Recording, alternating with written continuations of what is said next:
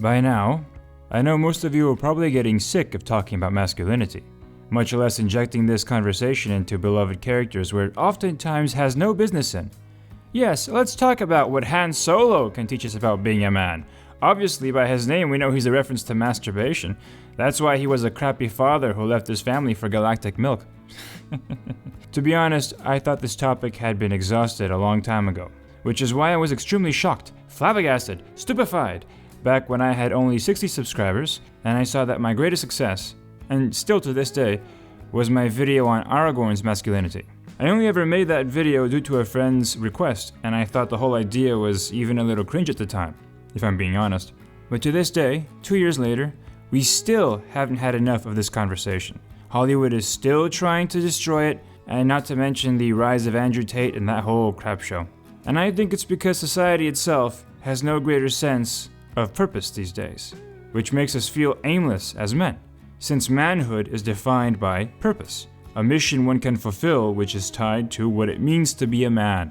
And a real man becomes he who contributed to that collective mission. Until we as a society don't develop a clear purpose beyond empty platitudes of pursuit of happiness, vain political tribalism, or even identity, we won't know what to do with ourselves as men, because there won't be a clear standard of meaningful success for us to measure ourselves to, beyond pretending that trying to be a living meme or rampant consumption makes us happy or gives us any purpose. In our days, we like to call ourselves alpha and sigma males, but in truth, we're lucky if we're not Gollum, a ravenous mess getting more and more starved no matter how much we give in to our appetites. Both the alpha and the sigma archetypes are really just consumers, in my opinion. Their position of success on the social hierarchy are really just a means to allow them to consume more to their heart's content, especially the consumption of women as objects in the so-called sexual marketplace, since it's all about mere material success. But focusing too much on our appetites is the worst kind of slippery slope. You want to be a sigma male? Well, you can't get more sigma than Gollum. How can you get more independent or self-reliant than living in a cave alone, eating all the raw fish you want? And yeah, I emphasize with the idea of a sigma male, but ironically, a true sigma wouldn't worry about being a sigma or any sort of labeling, much less where he ranks up in a social hierarchy. But regardless, to me, it is quite obvious that Gollum, from The Lord of the Rings, represents the failed man. Failure as a theme is actually a very prevalent yet extremely overlooked element of the trilogy. The plot happens because Isildur failed to destroy the ring, and at the very climax of the story, the main protagonist essentially failed. And success only happened because Gollum also failed. His complete and total failure to achieve his goal of keeping the ring for himself made him destroy himself and the ring, and thus made Frodo's mission succeed, which is one of the great ironies of any epic tale. What is failure though? It's not just a lack of success. That's the most superficial element of failure. If we wish to avoid it in our lives, we need a deeper understanding of what it means. Failure is the neglect or omission of an unexpected or required action. It's the unfruitfulness of our actions. And keep in mind that existence itself is an action. To be, to exist. So a life of failure is a life that didn't turn out how it could have been in its actions. It fell short. Now, all evil is failure in a sense. Death is not what life seeks for itself, after all. But failure is the manifestation of the pathetic aspect of immorality, and it's not always visible when evil exerts its corrupted power. Though Sauron, Darth Vader, and Voldemort are all pathetic, they don't seem so at first as they destroy their opponents with ease and command vast legions of underlings that dominate the land in their name.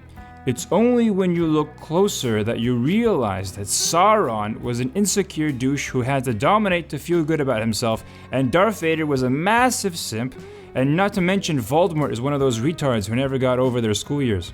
True failure is in fact the result of immorality.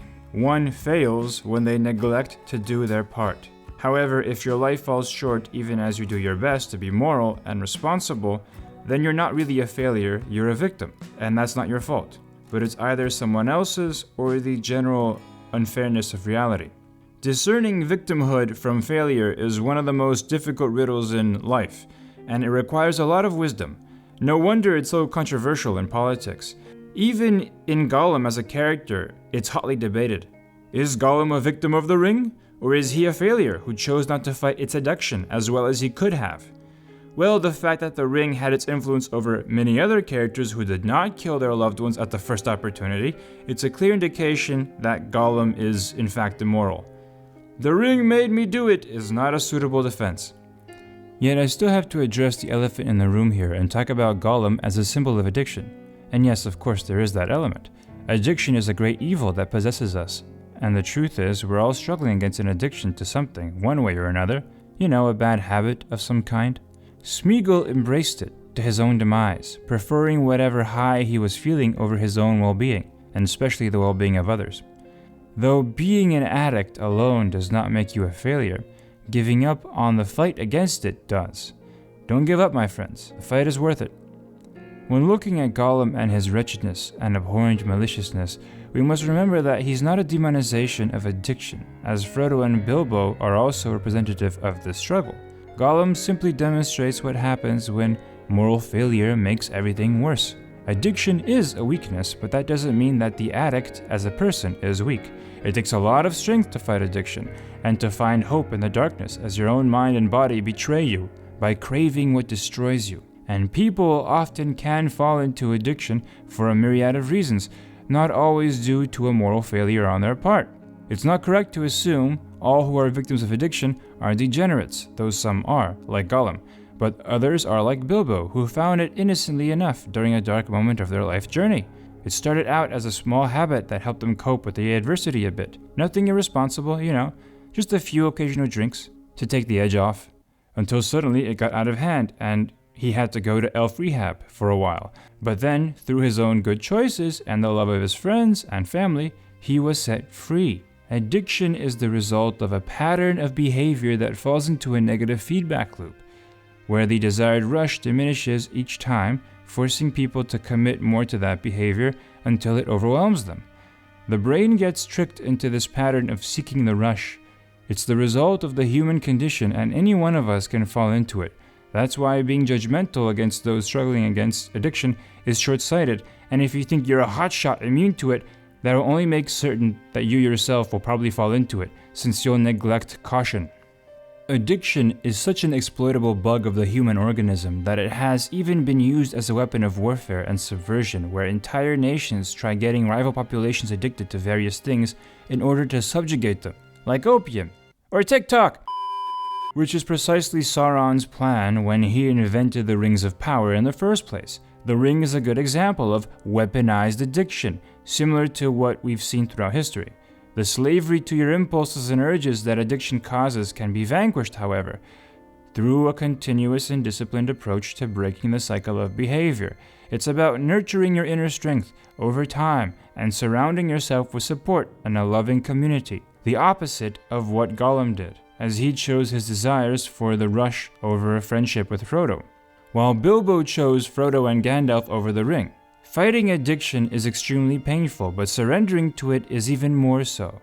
It's very much a rock and a hard place kind of situation.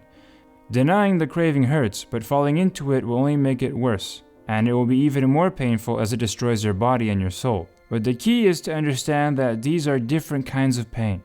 The first pain is the weakness leaving your being, while the second is the pain of your being deteriorating and thus getting weaker.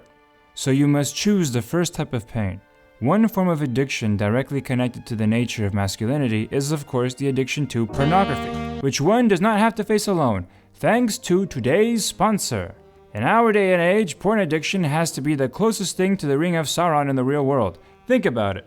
It's seductive at first, only to trap you in a cycle of self-destruction and brain damage while your life is consumed by it, and it's so difficult to get rid of since it's thoroughly connected to something you carry with you everywhere that starts with a P, your phone, constantly connected to the internet.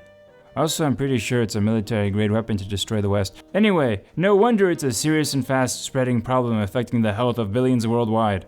But as the key to Frodo's recovery was a loyal companion on his journey, For you, that companion can be Blocker X, a complete system that helps you quit by providing unlimited blocking of the very websites that call to you like Sauron's voice from the abyss. There is no healthy life in the void, only gloom. It's very hard to quit when you're surrounded by people who think it's normal because we're becoming atomized and isolated individuals trapped in our own dark caves, consuming slimy fish content from the dark pools of the World Wide Web from Shelob's lair. But with the Blocker X community, you can help stay motivated. It has 100,000 members, all on the same journey to Mordor as you.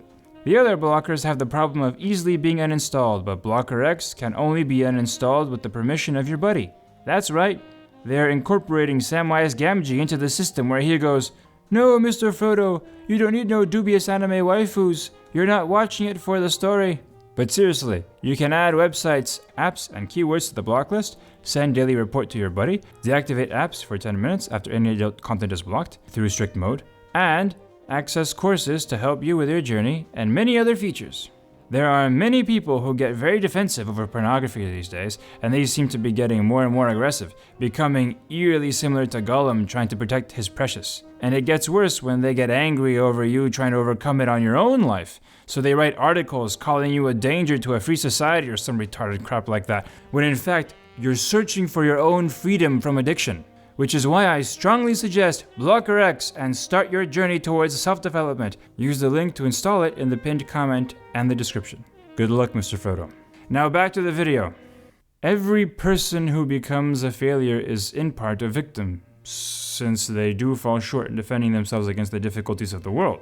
But that's something everyone faces, and it's our duty to take the necessary actions to overcome those difficulties through discipline and responsibility. Getting too caught up in your victimhood can make you a failure as you neglect to enact the change in yourself, which could give you the strength to improve your life, since blaming others is always easier, right? At the same time though, victim blaming is also an easy false solution, as we can then ignore the collective social evils that some of us benefit from instead of doing the hard thing and taking action to help an innocent person overwhelmed by the difficulty of the world at no fault of their own. Like I said, it's a tricky topic which requires humility in all sides of the conversation. So if there's anything you disagree with, or if there's anything you wish to add, let me know down in the comments. That way we can expand each other's horizons through civil conversation, which is how we acquire wisdom. Either that, or one of us is forced to drink hemlock. Anyway, Lord of the Rings can show how failure plays out in a narrative, which then can help us recognize when we're doing the same immoral actions in our own lives, and help us achieve catharsis as we observe the tragic result of how these characters ended up through their own choices. Especially as men in the postmodern era, confused about our own masculinity and what purpose there is for it.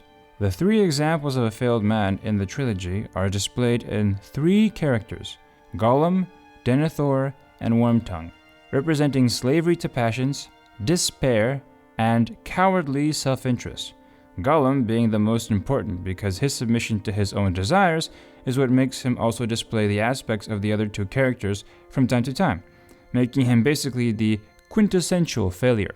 My argument about Gollum being the quintessential example of a failed man, or that he demonstrates the lowest form of masculinity, is that his character shows essential masculine traits at their most useless, corrupted, and disordered. Masculinity is often defined by chasing a goal, the man on a mission. So is Gollum, but it's the wrong mission.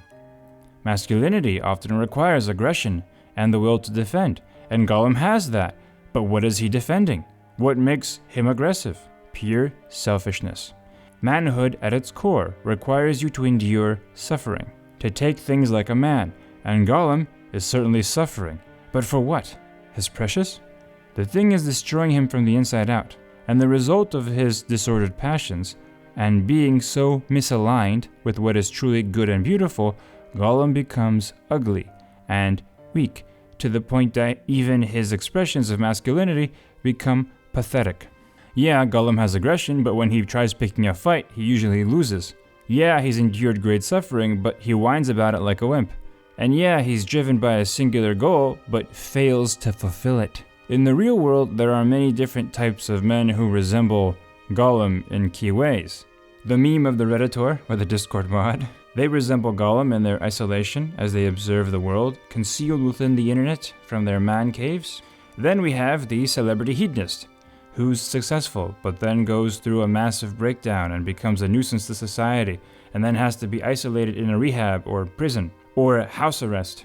Yeah, even people who appear to be winning at first because they found their ring of power that allows them to do stuff beyond ordinary men might prove to end up like Gollum when their primary concerns were animalistic pleasure seeking, which turns them into a low type of man.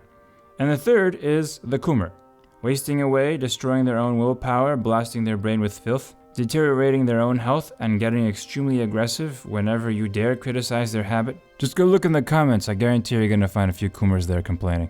In our days, Gollum seems to represent all these types, but in the end, he's actually more the representative of the unrepentant sinner, consumed entirely by his submission to temptation, as the ring represents temptation itself. But that's what a failed man is, making Gollum the most important character for us to analyze in the entire trilogy. Well, actually, Tolkien despised allegory. I know!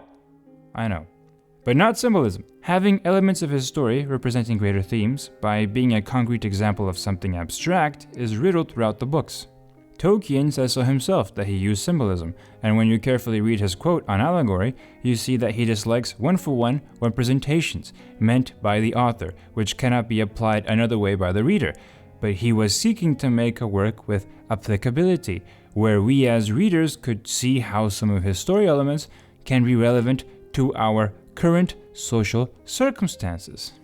So Tolkien's applicable symbolism would be the dwarves represent a society that falls to decay after being too greedy, so we should avoid digging too deep for the riches of the earth, such as fracking, lest we unleash our own Balrog in the form of an earthquake. While allegory would be Tolkien saying, the dwarves are meant to be Jews! If I were a wealthy man, I wouldn't have to work hard.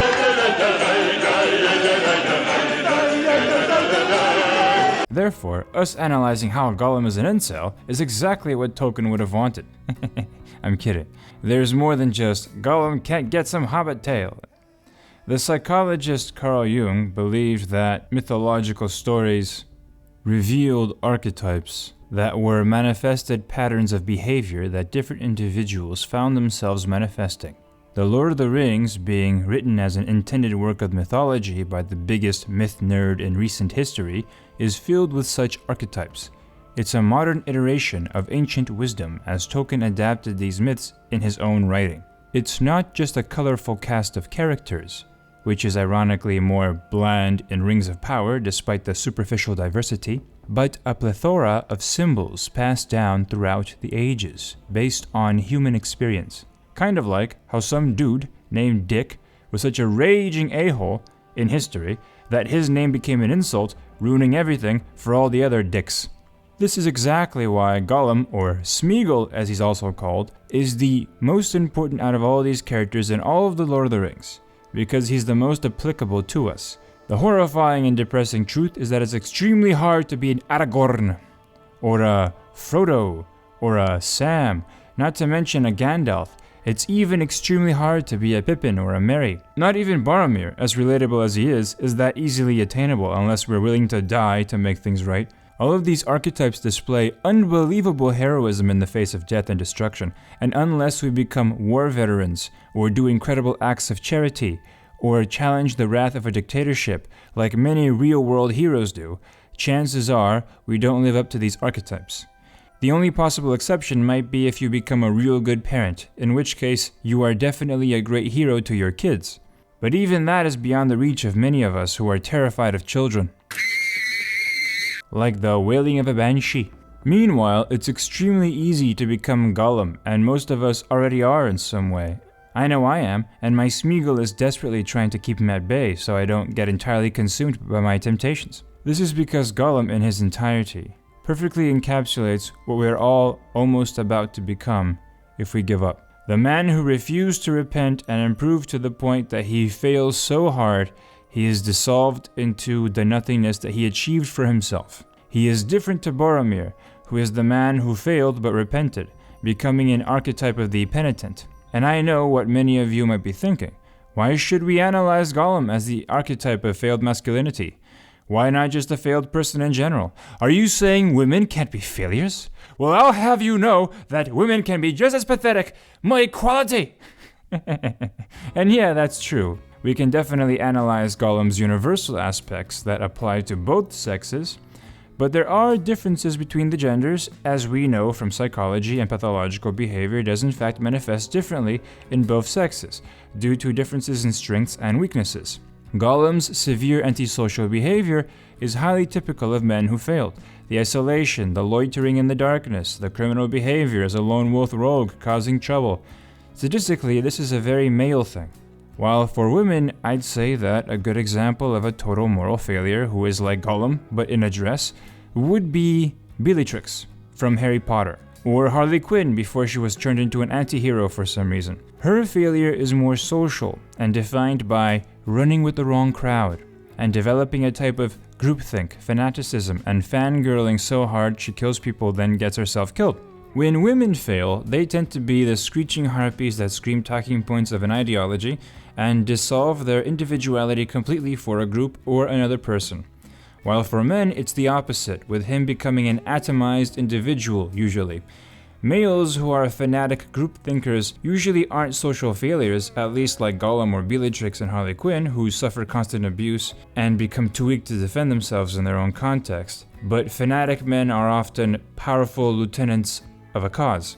Failure in both Gollum and Bellatrix is often characterized by an obsession, but for the male it's normally an object or an abstract, while for women it's normally a person. But in either case, it has similar effects, where they both are weird and don't look right and could really use a shower. The key aspect of Gollum's failure is a lack of self-control. Remember, failure is an aspect of evil, but not its entirety. So an evil man can be very successful in this world at least, because he might be very disciplined in some things, but makes other wrong choices. But failure is about not achieving anything of value. So an evil man can achieve material success, but fail at achieving anything beyond that, which is more important. Whatever the case, pride is the root cause of all immorality, because pride is when you stop yourself from improvement, so you wouldn't have committed those immoral acts if you were humble enough to change yourself for the better. Therefore, pride always leads to failure, especially when it makes you refuse to be disciplined and punish yourself through trial as you become overtaken by your most base impulses. Which is why Gollum is animalistic, eats raw animals, and walks on all fours, and why some strange people think Gollum is kind of cute, like a giant pet the boys kept around on a leash, like a sphinx cat. Look at that thing! It'll throttle you in your sleep. My precious catnip. Gollum's animalistic nature emphasizes his failure as a man, lower than man. Delayed gratification is key to being a successful man, and you lose your manhood when you are consumed by temptation. Often the opposite of manhood is said to be effeminate behavior, but that's only partly true. Be careful with influencers and e-celebrities that tell you to fulfill your animal appetites of constant sex and shiny objects. Many are not actually helping you become a high-value man, but a voracious animal easily controlled by the real men who strengthen their rational faculties. Those men who can control themselves can also control those who cannot control themselves, which is why we always see these hustler guys who tend to scam young men out of a lot of money for their, masculinity schools. You gotta be careful with that kind of stuff. Anyway, Gollum was basically a hobbit once. A normal, happy lad called Smeagol, part of a community with friends and family. He was far from the wretched condition he had fallen into. And of course, it all started when his cousin encountered a shiny golden ring in the waters. The ring, being the symbol of temptation, brought out the worst from Smeagol, who then killed his cousin after being refused the ring. Upon using it, he realized that it had special powers and turned him invisible. The power made him act on his own worst impulses, essentially becoming a criminal, until even with the power of being unseen, it was clear that he was a nuisance. He was banished from his community, living in a dark cave until losing the ring to Bilbo. After he encountered Sam and Frodo, he has a brief moral struggle where Frodo's compassion brings out the best in him. That old happy lad who existed before the corrupting power of the ring. But ultimately he chooses corruption and inadvertently destroys the ring with himself. So how did things spiral out of control so fast? Things went from 0 to 60 really quickly, then spun off a cliff. As usual, philosophy has something long and convoluted to say about it. The nature of the ring in Tolkien's work reminds me of the story about the ring of Gyges in Plato's Republic. It's basically the same concept of a magical ring that turns one invisible and thus capable of acting out their innate desires without any social repercussions. But Plato uses this hypothetical magic ring to explore the idea of morality being simply a convenient social construct we abide by to avoid retribution from others. But once we don't have to worry about that, does morality cease to be useful? Plato concludes through Socrates that no, even if there is no retribution, doing whatever you want would enslave you to your most base passions and you'd consume yourself, losing the ability of rational self-control, and thus you stop being a master of your own destiny until your desires to do something extremely stupid will destroy you, independent of society. Like sniffing glue or spending too much time on Discord. Tolkien reinforces this Socratic conclusion by making the Ring of Invisibility have that tendency of irrational passion baked into its nature. It has a malevolent will of its own. You never control the Ring of Power, it controls you until it reduces you into a shell of what you could have become if you had chosen differently. Gollum is a suffering wretch, whether within society or alone in a cave, left to his own self-destructive ways. And even with the power of invisibility, the fact that he was surrendering himself to irrational passions made him slip up and be noticed as a problem for his community. As both Socrates and Tolkien teach, it doesn't pay to be immoral deep down.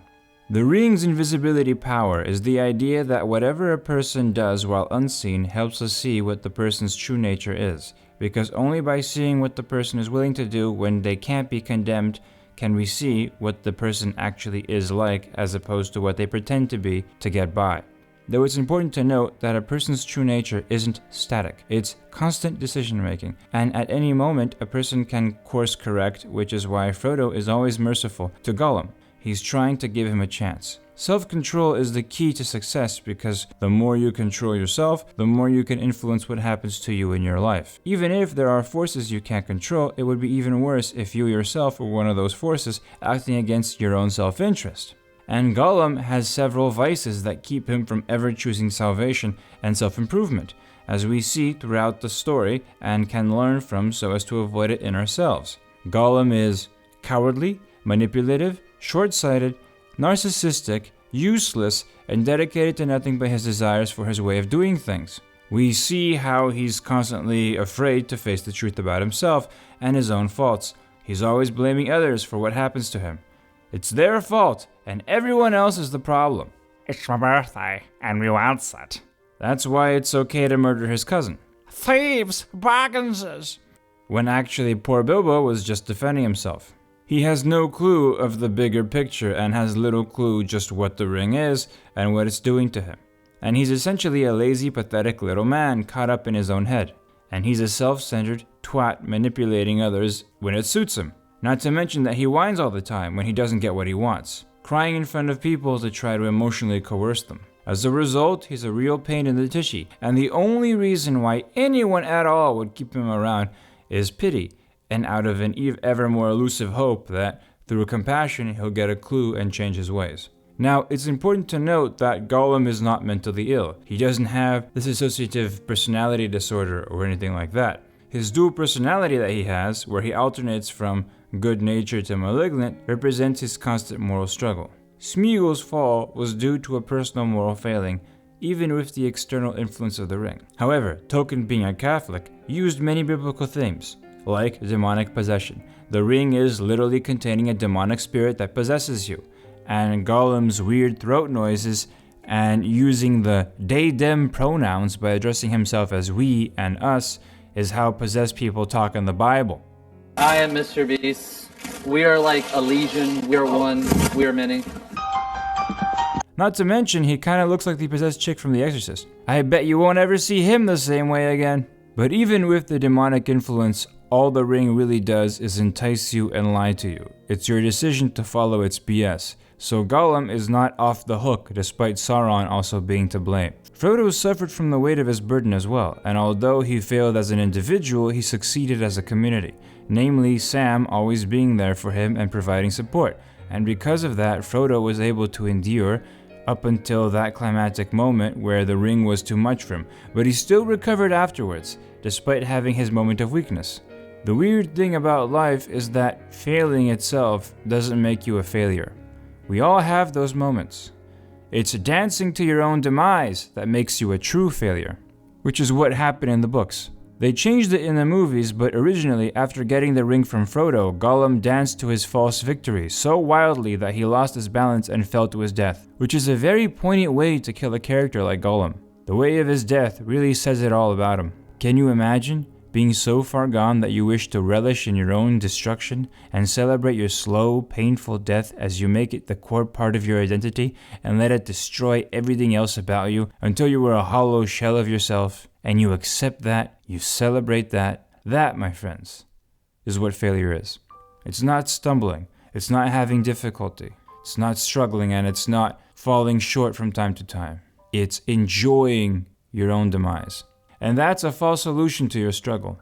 Embracing the power of the ring won't make the pain go away. In fact, it'll make it worse as your body starts to give in and your brain is utterly destroyed to the point that you can't even feel the pleasure that you get addicted to in the first place. But you still desperately engage in those actions, desperate to feel something, but there's nothing left for you to feel anymore. You see that a lot in cases of porn addiction. Like, this is exactly what you see. Like, a lot of those weird fetishes that develop over time are all connected to self-destruction. Have you guys noticed that? Like, that's the quintessential of how your passions can lead to your self-destruction, how you can find enjoyment in your own destruction. And it's really, really tragic and really, really upsetting just when you see those psychological cases. Fighting against it is a matter of self-defense, and you do not and should not be alone in that fight. Gandalf was there for Bilbo, Sam was there for Frodo, and Frodo was there for Gollum. Now, there is talk about how Sam's constant rejection of Smeagol was a big reason of why the latter never felt accepted enough to open up and allow himself to love Frodo as a friend. And I even found YouTube videos referencing letters from Tolkien talking about an alternative ending for Gollum, where he is redeemed because Sam listens to Frodo and becomes more accepting of Gollum, and then Gollum is redeemed. But I haven't found those letters. In any case, Sam had a right to be suspicious of Smeagol, and had a right to be defensive. Smeagol is a freaking magical murder hobo. That's literally what he is. He had to repent of his sins irrespective of being accepted by others or not. You can't expect others to be the first to drop their guard when you have a history of literal criminal behavior. And you can't demand others to do so either. The way out of failure is selfless love for others, which gives the strongest possible motivations to escape ourselves and our weaknesses, which is what Gollum's split personality represents. Smeagol is the one who thinks of friends, and Gollum is the selfish one. Who is the real person? Again with this question. Is it Smeagol? Is it Gollum? People can debate this all they want, but like I said, this question misunderstands the human condition. I cannot stress this enough. We are a series of patterns of behavior and choices. So ultimately, the character is the one that he chose to be, which is Gollum. That's the real character. And unfortunately, his choice meant that things were better off with him gone from Frodo's life. Despite Frodo's compassion, Gollum was just holding him down and being a threat to Frodo's own recovery. And unfortunately in life, there are moments where this happens. And we have to let someone else go because they're just dragging us down to the abyss with them. When in a crucial moment, they turn on you and attack you to serve their own selfish obsession. Most of us have experienced someone like that, and although forgiveness should always be on the table, that's reserved for those who truly wish to get better. And I know what you're thinking. Oh, Gollum in the real world only manifests himself in really cartoonishly tragic cases like Chris Chan, Elliot Rodger, or even Martin Sheen from the early 2010s when he was having that whole breakdown. Very obvious cases of someone going into a spiral of self-destruction, but that's not true. It happens more than you think, and it's not just the so-called incels or the massive hedonists or the criminals. The tendency to give in to our darkest impulses and isolate ourselves into our own little narcissistic fantasies is a threat that we all face at every moment. Becoming toxic to our friend group, pushing the blame on others, cowardly avoiding the problems we need to solve, coming up with constant excuses for our behavior. And no matter how small it may seem, if we're not careful, they can really overtake us and turn us into something we would never recognize. However, we shouldn't beat ourselves up whenever we stumble, and failure isn't something to fear in and of itself, living a life fearing to fail might actually make you fail because then you never achieve anything. You should not regret having regrets, like I always say. That's natural. But Gollum is a good reminder of how hideous moral failure and choosing to embrace our darkest passions can make us, and how harmful to those closest to us we can become if we don't choose to act out of love. We all have a Gollum moment in our lives, where we are alone in our misery, suffering the consequences of our bad habits and evil choices. And often the way out is faith. Faith that we're not alone, that we have someone who loves us, and that wants to see us improve. Faith that our vices will not triumph over us, but that we will triumph over them, by the grace of God. Rehabilitation from addiction and criminal behavior is often successfully done through faith and religious practice, because reforming oneself requires a reason bigger than oneself. Because the spiral of destruction is when you're doing everything for yourself. Therefore, yourself is not the sufficient reason for you to escape what's destroying yourself, which is yourself. So to be saved, to save yourself, you have to cling to something outside of yourself. That's the paradox. So those that go all like, oh, I don't need no God, I just have faith in myself. Good luck with that when you're your own worst enemy. You're not going to be your best friend when it's your own decisions that are destroying you. You have to submit yourself to a greater will to save yourself. Because your own will is the problem. You're making the wrong choices. And you're not going to escape that cycle on your own. And that's how I see it in my own life anyway. I'm not telling you what to believe, but what I believe and what helped me. And you can take it or leave it according to your own choice. But remember, when we're in our darkest moments, we should just head for the light. So yeah, that's my Gollum video. With this out of the way, I'll make a video on Space Marines and my experience in Ukraine. Because yeah, in case you guys missed my last video, which you probably did since not many watched it, I was in Ukraine this past month, volunteering at a hospital there, which is why I was away from YouTube. I learned a lot from those amazing people that I was working alongside with and developed some ideas I wish to share with you guys. Anyway, thank you all for listening to my ramblings. Have a good day, my friends.